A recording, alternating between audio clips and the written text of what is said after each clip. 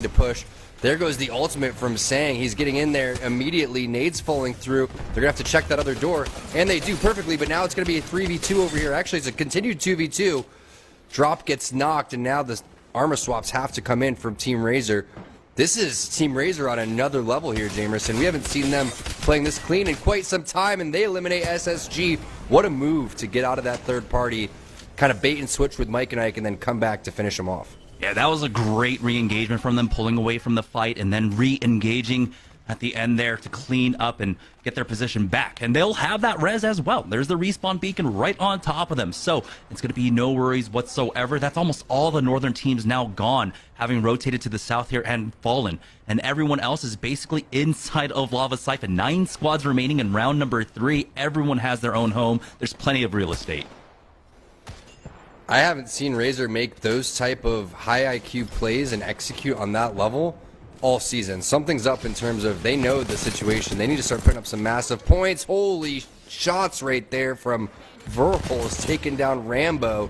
And now the push from TSM is on. And this is what this team specializes in with this composition, especially pushing into buildings and executing on that. As RAZER continues to get knocks, they're going to get one onto Jet.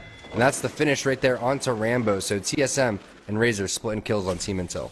Yeah, and TSM, again, just have a really good understanding of what's going on. That north side is clear. If we take a fight up here, the chances of a third party, extremely low, especially with Reps playing that anchor. Once again, he's not on the Gibraltar, but he's still playing anchor and is able to provide a lot of utility, a lot of support with this fuse. Those knuckle clusters, he has that mother load as well to drop down from long range. And so TSM playing as a two-man with Hal and Verhulst up front like that, it's just so incredibly strong. For 100 Thieves, though, they're trying to play off this choke right now. A lot of ordnance coming in. Here's the gravity lift as Vaxlon is going to go for that peak now. And it looks like they will have the angle. Nice little movement there to get behind and finish off Resulta. That's G2 about to go down.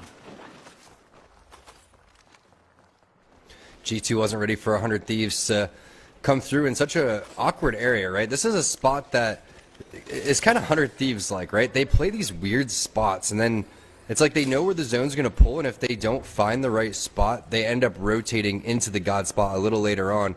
One of the things that comes to mind, they're in right here, but I believe that yellow crane is a playable area right now, and that is definitely a spot to watch out for as teams go for a skyward dive. Yeah, typically you don't want to do it until the ring closes. You don't take that one early just because you can see how much high ground is still available for teams to actually have an angle on that. But once that ring closes, that crane turns out to be one of the best spots. As long as teams don't have the nades, they can't get the nice sky burst onto you. As Esports Arena might be one team looking for that right now. They are playing just to the south of one. We do have a team trying to recover.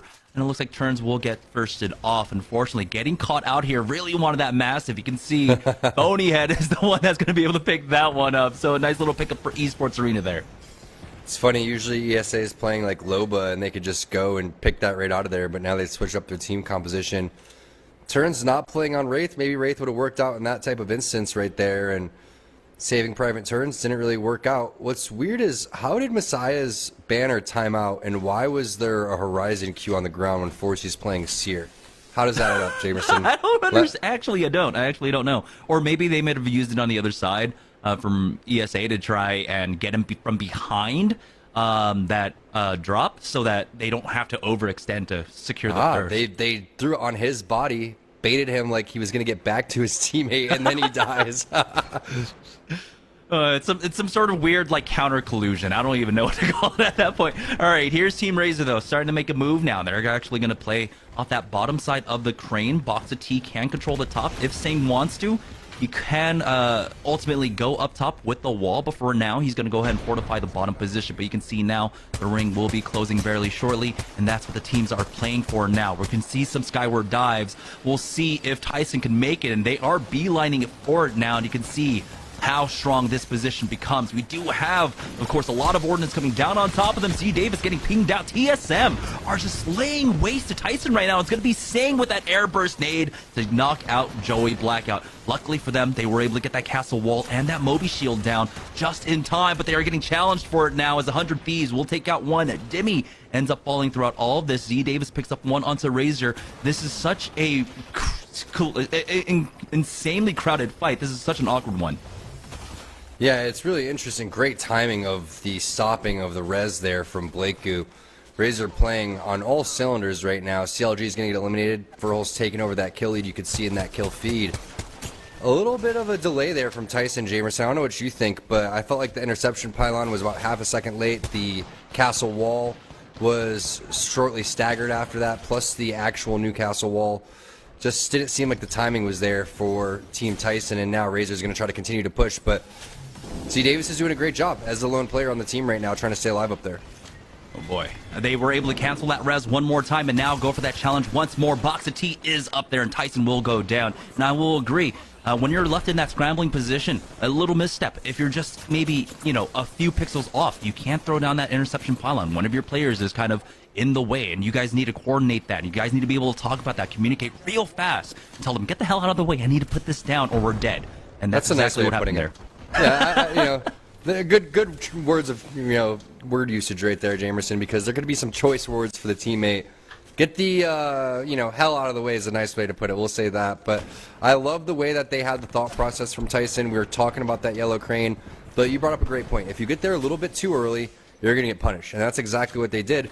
And you could see why teams like 100 Thieves or TSM elected not to go there. And someone like me who's like, yeah, the yellow crane seems like a good idea. Horrible idea. Don't go there.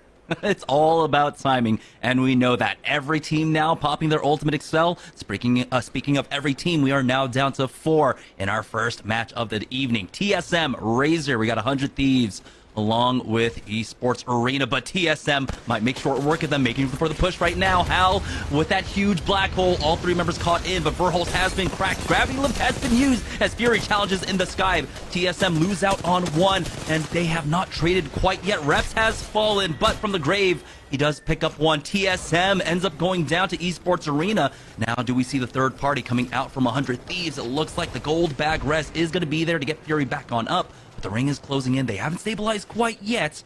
They will survive for now to live another day. Final 3 teams, eSports Arena, 100 Thieves, and Team RAZER.